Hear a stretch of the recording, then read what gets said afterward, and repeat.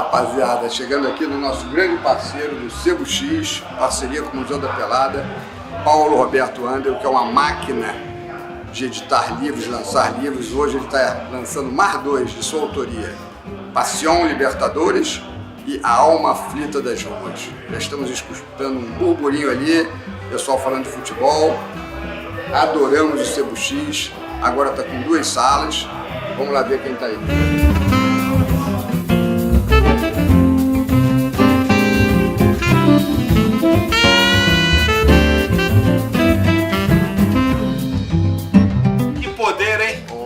Da Pelada, coisa seríssima, hein? Olha aí, que presença, essa força vascaína, hein? Que poder, hein? A gente veio falando aqui que você é uma máquina de editar, lançar livros, escrever, faz tudo, né? Mais ou menos, né, cara? Fiz algumas coisas. Algum trabalho, muito empenho, ajuda dos amigos também.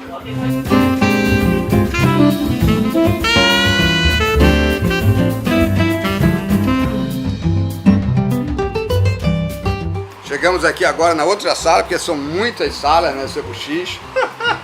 A expansão não para.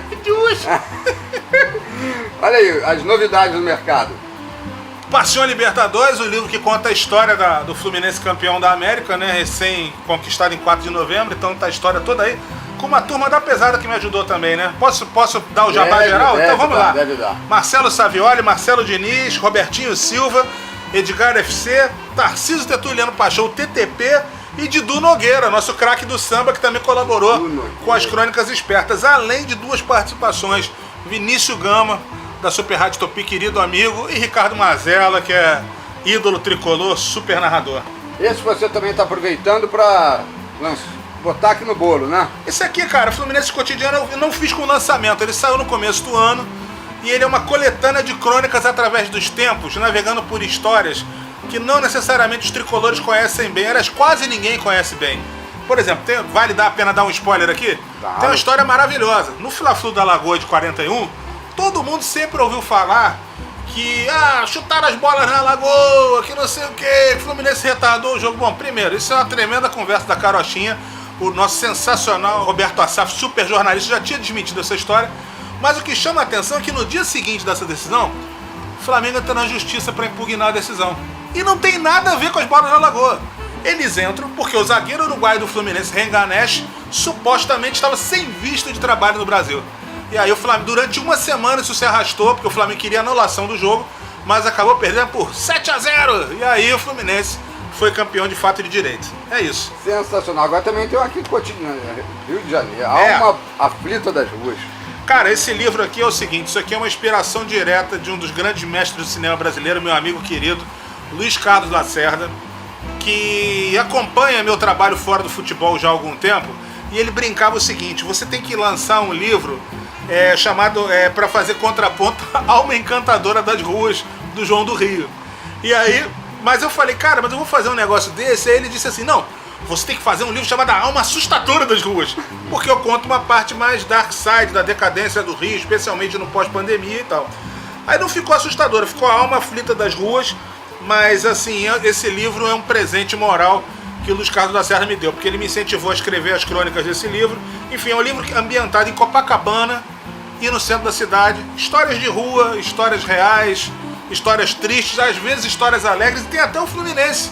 O Fluminense está aqui no meio, logo no comecinho, Fluminense Futebol 2023, que é uma crônica, a crônica logo depois do jogo contra o River.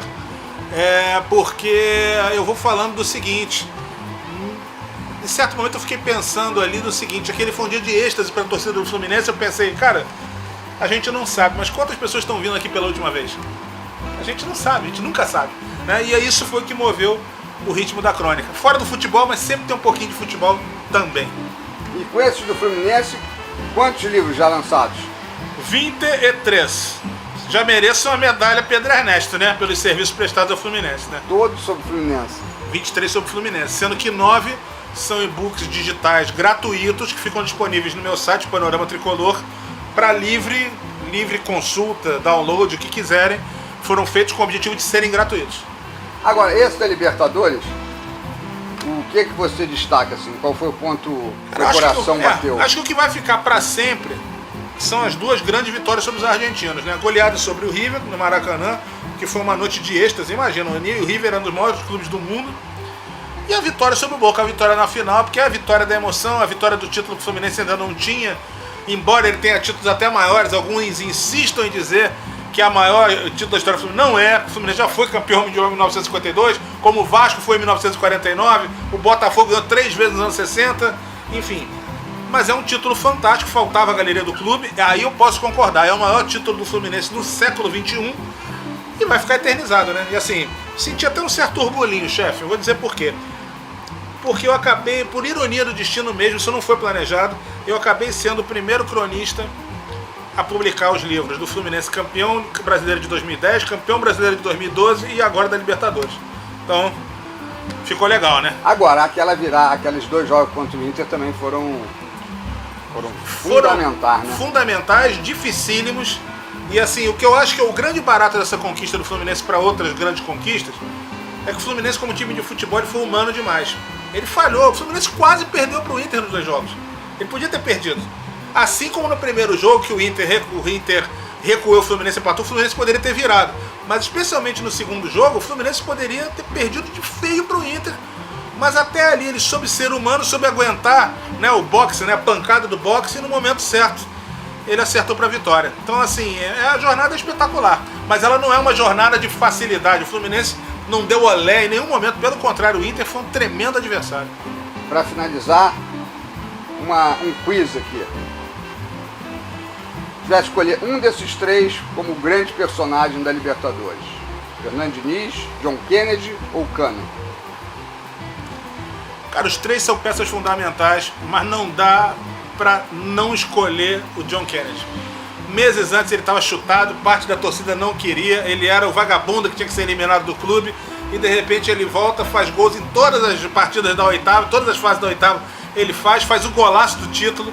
Então assim, claro que Cano e Diniz são figuras importantíssimas, mas a virada que o John Kennedy deu na própria vida e pro Fluminense, ela é inesquecível. Então fico com o John Kennedy. Parabéns. Até obrigado próximo, de sempre. Né? Até o próximo, que já deve ser no Carioca. Valeu, olha que beleza, olha lá. Só falta o autógrafo.